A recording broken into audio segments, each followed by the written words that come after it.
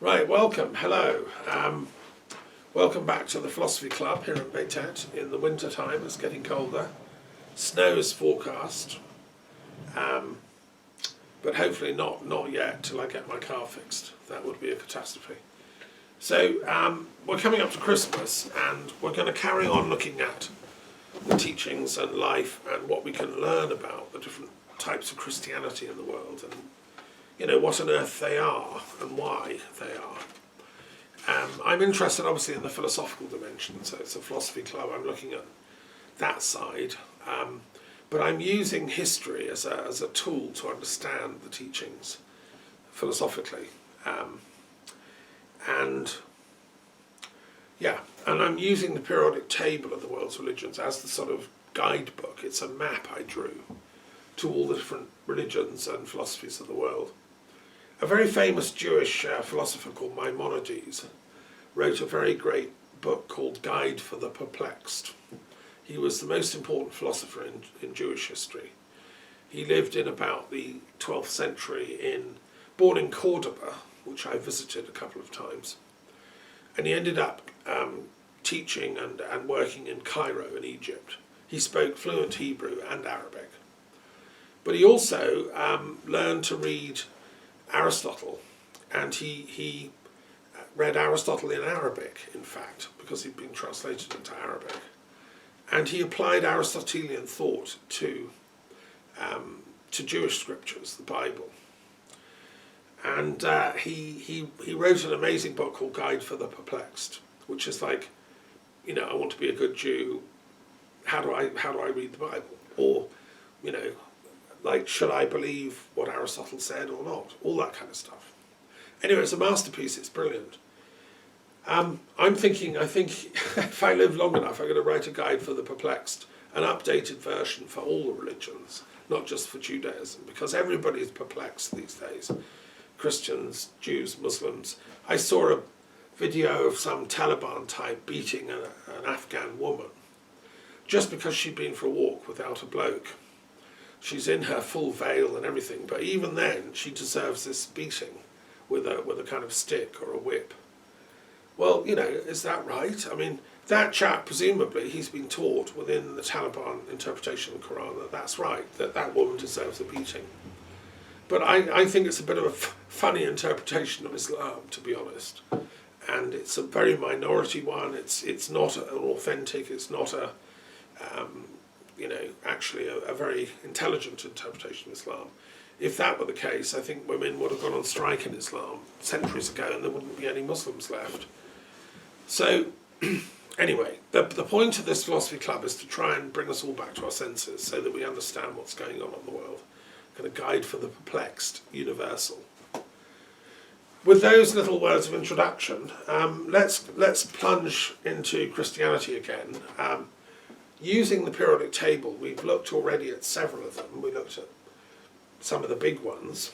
But I'm going to pick up where we got to, which was we didn't look at number 49. And if you haven't got a copy of the periodic table, you need a copy. You can get a poster, full size, printed in Canada, or you can get the sort of smaller one, or you can get it online. You can just register and it's all there online. So number 49 is very interesting actually. It's sort of Oriental Christianity. It's Gnostic, Nestorian, Syriac and Indian forms of Christianity.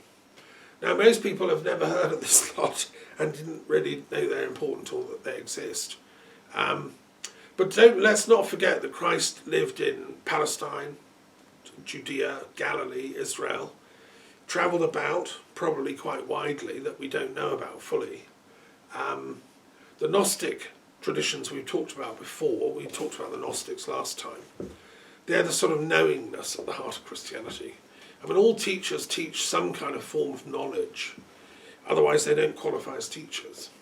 There's got to be a content to it, and Jesus was a teacher, he was a rabbi, so he was teaching something, and the content was some kind of liberational understanding or gnosis. So that's what Gnostic Christianity purports to have continued with.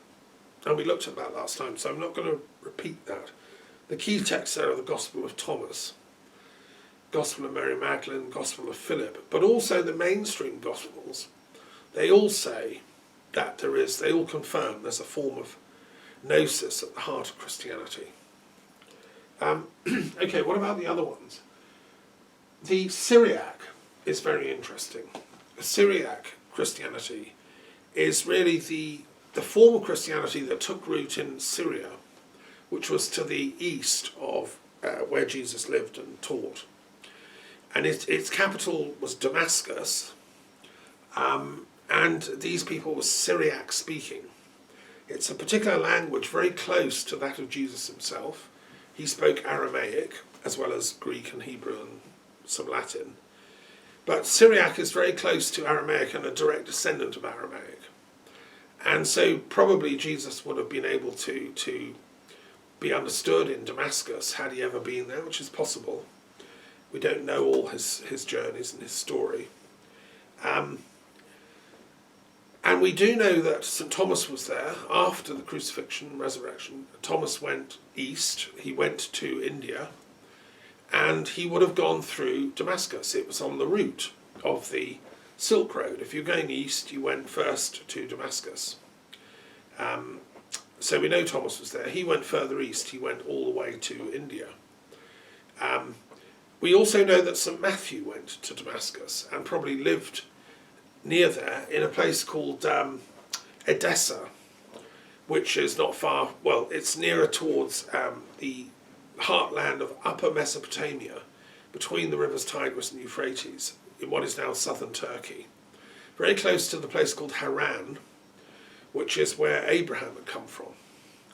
And that in turn was near Ur of the Chaldees, where Abraham was born, or Sanlerfa is now called. And Maimonides said that was where Abraham came from. Most people, if you ask them in Bible school, where did Abraham come from, they say, oh, way down in South Iraq. No, it wasn't. Sorry, folks, read Maimonides. It was up in near Haran, which makes total sense, because the Bible says that Abraham, travelled about, went to Haran and places. And from there, it's not far to drop down to Palestine. So that part of the world was very sacred, and in Edessa, it became a great theological school dedicated to Syriac Christianity. So they translated the Gospels into Syriac using a particular alphabet, which wrote this down, which was the direct descendant of Aramaic. I think the alphabet's called Estrangelo, and I remember once, getting out the Aramaic and the Syriac Gospels. And it's still a living liturgical language. If you go to church in Syria, in Damascus today, there'll be churches using this text in the Syriac language. They had a lot of sophisticated theologians, and it was a whole big thing, Syriac Christianity, which developed over many years, and is still going today. And it's thought that St. Matthew also was there, and that Matthew's Gospel was their kind of core text. It talks about the wise men coming from the east, the Magi, to come and see the baby Jesus. Well, they would have come along this route through Damascus from Edessa and stations further east to Iraq, Iran and India. So Syriac Christianity, very interesting. The other reason it's interesting is that it's almost certain that Muhammad visited these places when he was a young Arab trader, speaking Arabic, which is another language quite close to Syriac. Some of the words in the Quran are actually taken from Syriac. Scholars who've studied the Quran like me, and others who've done it even more in depth. I mean, I've done a 10-year commentary on the Quran, and I know enough to know how little I know, but I do know that some of the most recent scholarship of Quranic studies has proved, beyond a shadow of a doubt, that a lot of the theological terms in Mecca at the time of Muhammad came from Syriac Christianity. So that he had almost certainly visited Haran. He may have had access to Syriac texts, which he brought back to the little church in Mecca, which was run by his wife, Khadijah and her cousin Waraka, who probably had a Syriac version of Matthew's Gospel. And but it was a Gnostic version of Syriac Christianity that they had adopted, because they didn't accept some of the core ideas. They accepted the virgin birth of Christ. They accepted the important role of Mary, his mother. They accepted the crucifixion, sort of, although they said that he didn't actually suffer and die. It was another body was substituted just before. But they believed in the resurrection. So they accepted some of the core ideas. But they rejected others. This idea of Jesus being a son of God, no, completely out the window. The idea of God being a Trinity, Father, Son and Holy Ghost, no, completely rejected.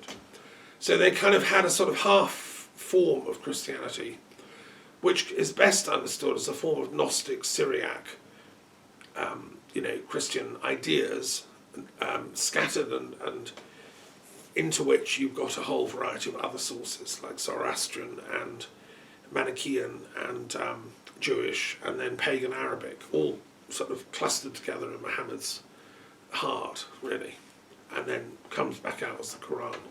So that's another reason Syriac Christianity is really important. If we studied it more, it would be a gateway for peace between Western thought and Islam, which I think is pretty important. I think of that poor woman in Afghanistan being beaten because that's their form of Islam, Well, hang on, no, I don't think Muhammad would have gone along with that, or Khadijah. I've just finished a biography of Khadijah, the real founder, actually, of Islam. I mean, Muhammad was her worker. He worked for her for 15 years. She was his employer, and she made him theologically. She formed his mind. This is, of course, written out of most Islamic versions of the foundations of Islam. But it's factual. Just study it. Listen to my commentary on the Quran. You understand it all. And so Khadijah was an incredibly intelligent, spiritually pious and deep woman, who really is the founder of Islam, actually. Muhammad was the mouthpiece, the prophet, but she toiled the soil out of which the tree of wisdom then grew. So Syriac Christianity, very important. Okay, the other one to look at is Nestorian Christianity. Now that's another interesting Oriental form of Christianity. Nestorius was a fascinating character, and he, let me just sort of read his dates so I can be exact on this. He had a similar distrust of the idea of the Trinity as we conventionally understand it. He died in 451 AD and was Syriac by birth. So he was from that sort of Syriac background. He spoke Syriac. He became a priest, very eloquent, lived an ascetic life, and became Patriarch of Constantinople, which was as high as you could get in Orthodox Christianity in the East, in 428. But they were all quibbling at this time as to the real identity and station of Christ, and indeed Christ's mother. Nestorius really just pointed out that the Virgin Mary shouldn't be called the Mother of God. It was a custom in those days to call Virgin Mary the Mother of God, because, well, if Jesus was the Son of God and sort of part of the Trinity and therefore God, the mother would have been the Mother of God. So as a matter of courtesy, they went round and said, okay, Virgin Mary, bless her, the Mother of God. Now, Nestorius thought it was his intellectual duty to point out the absurdity of that, because a human woman, Mary, can't give birth to God, who created this entire universe of 10 trillion galaxies and the Milky Way, and this planet's just one of trillions and trillions of planets and all the living beings. I mean, however you think it through, it's very difficult to say that this woman gave birth to the creator of all that. I mean, you can wing it and say it's a metaphor. It's sort of poetic language. Fine, we can agree that, but And Nestorius wouldn't mind, if you want to write a poem and say, Virgin Mary, Mother of God, we love you, fine. But no, he was being scientific and saying that won't do. So he said the only way to solve this problem is let's have a complete distinction between the two natures of Christ, the human and the divine. Christ is like just that chap from Galilee. We played with him at school. He was a carpenter's son. He was a bit precocious and quite clever. We all know kids like that. That's the human Jesus. And then there's this other spiritual bit, the divine bit. That's a whole different kettle of fish. Let's call those the two persons within the one Jesus. Now Nestorius thought, being a good intellectual, that he was doing an important job there. He was trying to solve a puzzle. But of course, there's nothing like intellectuals getting together to have a battle. Come up with a theory, and you immediately get attacked by the others, and they come and say, no, that's wrong. Jesus was one unified, fused thing, human and divine simultaneously, which was the anti-Nestorian position. And they accused him, you're a dualist, you're making Christ into two. No, he's one. And this became a real heated thing. You took sides. You were either on one side or the other. It's like the Brexit wars. And there was no possibility of peace. He was banished. He was sacked from being, Patriarch of Constantinople by a council in Ephesus in 431. He was confined to a monastery and then banished to Petra in Arabia, which, interesting enough, is within the Syriac sort of sphere of influence. It's now in Jordan. And then he was imprisoned in an oasis in Upper Egypt, and he eventually died in prison. Now, I think that was a pretty raw deal, actually, poor old Nestorius. I'd just make him a university professor and tell him to read the other side of the argument. I mean, good academics look at an argument, and then they were taught to look at the opposite argument, and then try and weigh them. That's what Abelard taught us to do.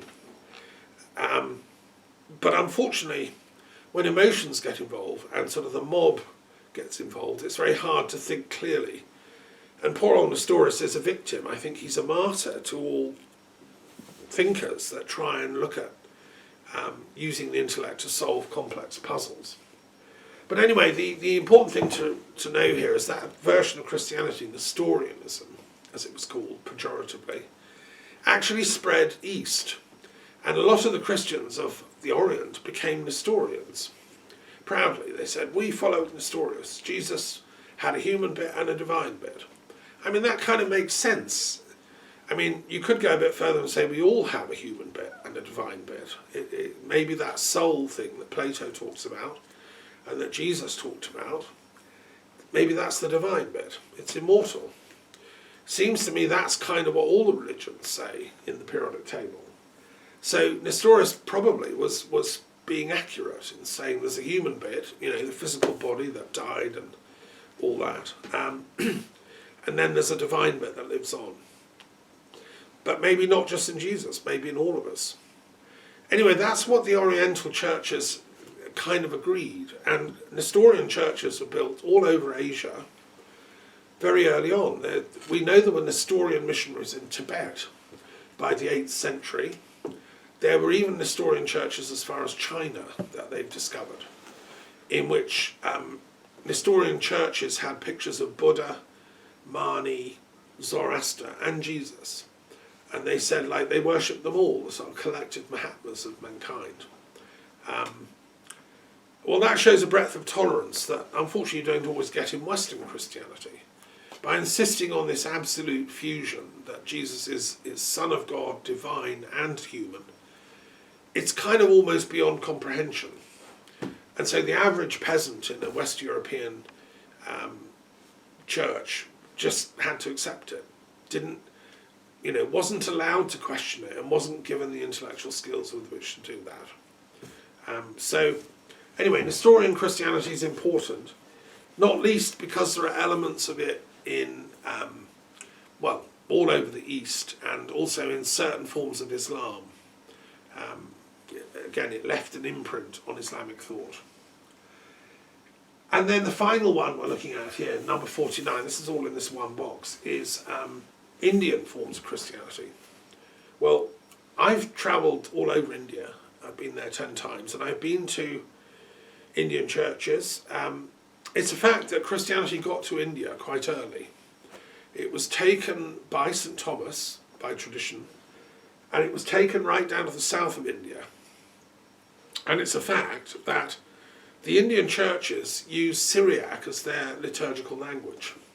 I've been to Orthodox Syriac-speaking Indian churches where the people speak normal Indian languages, Tamil or Dravidian or Hindi or whatever, but in the ceremony they use Syriac, as in Europe they would have used Latin, even though the local peasants didn't speak Latin, they spoke Gallo-Roman or something.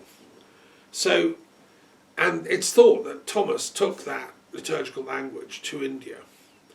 I've been to the cathedral in Chennai, what used to be called Madras, which is dedicated to him and where his body is supposed to lie. I've sat there and meditated in front of the tomb of St. Thomas. Because I'd written this book of Thomases, because I discovered that there are all these Thomases. The book of Thomases, it's like 10 volumes, the first 2 have been published. Over 1,000 Thomases from history, who've all been philosophers, scholars, thinkers, psychologists, historians. There's never been a single pope called Thomas, and there's never been a single king called Thomas in the whole of history. There's one obscure sort of Bosnian chief who was called Thomas, but he doesn't count. Now I think that's because Thomas was the most Gnostic of the disciples who went, and that's why Jesus sent him to India, because India's the most spiritual country on the planet. Jesus wasn't a fool. He said, I better send one of my cleverest disciples to go east if we're going to get anywhere, and like getting a toehold in the incredible crazy matrix of Indian religions. And I think that's what happened. So that's the Indian Christians. They have one church in London which Indian Christians use, St. Stephen Walbrook, where they're allowed to have services. It's an Anglican church. They're given it one Sunday a month to have their Indian Christian services in this Syriac liturgy. And I once went along, just out of interest, and I noted the women all sit on one side of the pews and the men all on the other. They segregate the sexes like they do in a synagogue or in a mosque, which is interesting. None of this mingling which you get in Protestant and Catholic churches. And it creates this sort of sacred dynamic between the genders, which is part of the holy mystery of God, if you want. So anyway, Indian Christianity is very interesting, and there have been some great theologians. Obviously there are many Catholics and Protestants also in India. They came later. This original Syriac Christianity was the one taken by Thomas. And there are many millions of Christians in India. Often they're from a quite poor background. The Christians convert, or they're traditionally from lower castes. They're not from the aristocracy, the kind of elite, who are mostly Hindus, Brahmin, the wealthy Indians. And in fact, Thomas is reputed to have got into trouble with some Brahmins who had him killed off. He was martyred in the end, because he was annoying them. I suppose raw Christianity would have annoyed the sort of traditional Hindu view of very strict caste differentiation, that you're born into the upper class, the Brahmin, well then you stay that for life and your children do. And there was no mobility between the classes. If you're born into a poor family of Shudras, workers, labourers, you'll stay that forever. You can only gradually work up through reincarnation. If you're very virtuous and you're a worker for 10 lifetimes, maybe you'll gradually inch up to being a Brahmin. The Hindu view of life is quite static.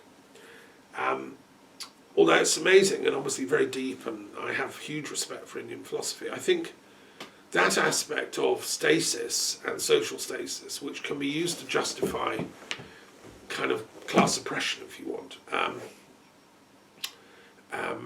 it has problems attached to it. And so Christianity didn't agree with all that stuff. It taught universal love, compassion for everybody, rich or poor, and equality, social equality. And I think the Brahmins might have realised that this thing Thomas was teaching was quite radical and dangerous, and therefore had him killed off. But it didn't succeed. There are still millions of Christians. The only sad little footnote to this is that even now they're still being attacked and terrorised by Hindu mobs. The Hindu mobs of the right-wing Hindus, which have come up since the people that killed Gandhi. You see, Gandhi had absorbed a lot of the Christian ideas of universal equality, brotherhood and love. And he wanted an India based on sort of, he wanted class distinctions to go away and be less important, and that it was about merit that mattered. You can become a Gandhian whatever your class background, whether you're rich or poor. You still have the same human soul, was his argument. And I would agree with that 100%. And I think that was the point of Christ's teachings. But the right-wing Hindus didn't like that. They wanted a very rigid, strict social division. And that's why they assassinated Gandhi. It was a conspiracy of the RSS, which we can call Hindu fascism, who was supporting Hitler in Europe at the time, and had done through the war, and wanted India to declare as a fascist country supporting Hitler. Now, unfortunately, those people have now seized power in India. The BJP is their mouthpiece politically, and the RSS is very powerful. And they organise mobs which go around different parts of India attacking Christians and burning them in churches, and just for being Christian, saying, "You're alien, we don't like you in India, we're going to kill you." Which is ridiculous given they've been Christians in India since, 2,000 years ago. But they're even now being martyred. You read this in the papers. So the work is not finished. It's still causing, grief and trouble. I'd love to see peace talks underway between the Islamic and the Jewish, the Christian and the Hindu citizens of India. I've met Indians from all those backgrounds, and the Buddhists as well. And I don't think India just belongs to the Hindus any more than it just belongs to anyone else. It belongs ultimately to the divine, to Mother Nature, and we humans have to learn to share this planet, just as we do in Britain or in Europe. We now have a Hindu Prime Minister in England. Well, fine, good luck to him, although I don't agree with his party and his policies. As a man, I'm sure he's a very good man, and the fact that he's a Hindu is great, as far as I'm concerned. But not if, those divisive types of Hinduism continue to agitate for the destruction of other religions. That's not authentic Hinduism, in my opinion. It's against the teachings. But anyway, let's look at the next box. So that's that one. That's Eastern Christianity, in a sense, 49, which is very exciting. I love it. The next one I want to look at is number 44, which is Anglican Christianity, which I suppose technically is the one I was baptised into when I was living in Britain, and my parents were Anglicans, and for the last probably 500 years my ancestors were partly Anglican, right back from... Now what is the Anglican Church? Okay, so it's the official church of the British Isles, the Church of England, Church of Wales, the Episcopalian Church of Scotland and the Church of Ireland, and it tries to be both Protestant and Catholic at the same time. The Anglican Church was evolved out of the chaotic religious wars that were going on in the 16th century and 15th century, when Protestantism became quite divisive in its preaching against Catholicism. I mean, the Catholics were the first sort of Western form of Christianity. They had their Bible in Latin, they had universities, they had highly evolved monastic study centres. We had one here at, just down the road, and so scattered all over France. I mean, it was the Catholic meant universal. But when Luther proclaimed that only faith mattered, and that each Christian should read the Bible in their own way and in their own language, he translated it into German, and only their own personal relationship to God, mediated through that scripture, mattered. That no priest should have authority, the old sacraments and stuff were meaningless, essentially. That was what the extreme Protestants said. And there was a period of iconoclasm when people were very disrespectful to the old church and would smash up old churches, destroy the the sculptures and all the kind of artworks that Catholic Christianity thought were beautiful. They decided, no, only faith matters. But then I think they made the mistake of saying, well, because only faith matters, so none of this art matters. In fact, let's destroy it all. Now, there's no logical, it doesn't follow logically that should have been done. I mean, there were voices within the Catholic Church trying to reform it, like Erasmus, like Cardinal Egidio, like other great intellectuals within the church who were saying, Nicholas of Cusa's another one, he was Dutch actually, great intellectual, and there was a reform movement in Dutch Christianity called the Brotherhood of the Common Life. Thomas Daffern was connected with that, who was saying, by all means, let's go on a journey and try and become better Christians, but we don't need to smash up all the kind of beautiful churches and the artworks and the sculptures and the books, the texts that we've written and the paintings and so on. Some of the extreme Protestants became iconoclasts, which is they wouldn't allow any engraving, any picture, any sculpture, so they went around smashing them all.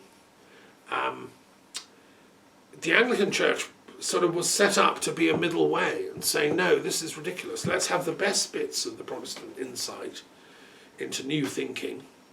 Let's scholarship flourish, etc. But let's keep the best of the old. Let's have elements of the Catholic liturgy and elements of the Protestant insight. Let's marry them up and have a sort of genuinely universal type of Christianity. Let's use common sense and reason above all, and avoid the wars that were raging. Elizabeth, Henry VIII sort of founded that branch of the church. He was a complex man, highly intelligent, but somewhat irregular in his personal habits. It was a Renaissance prince of great grandeur. I'd love it if one day we find his private diaries and papers and see what he really thought about Anne Boleyn. I don't think she was unfaithful to him. I think that was tragic. She loved him and he loved her, and then something went terribly wrong and he had her executed. Not good morally, not a good move. Anne was quite Protestant, and she'd spent time in France here as an ambassador to the court of the Medici, French monarchy here. Francis, who was a great Renaissance monarch in France, at Amboise. And she took some of that light back to England. I think Henry fell in love with it.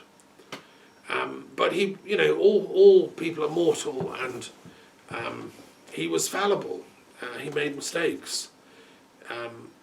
That's part of the Christian realism, that we do have this tendency to sin and make mistakes. We're not,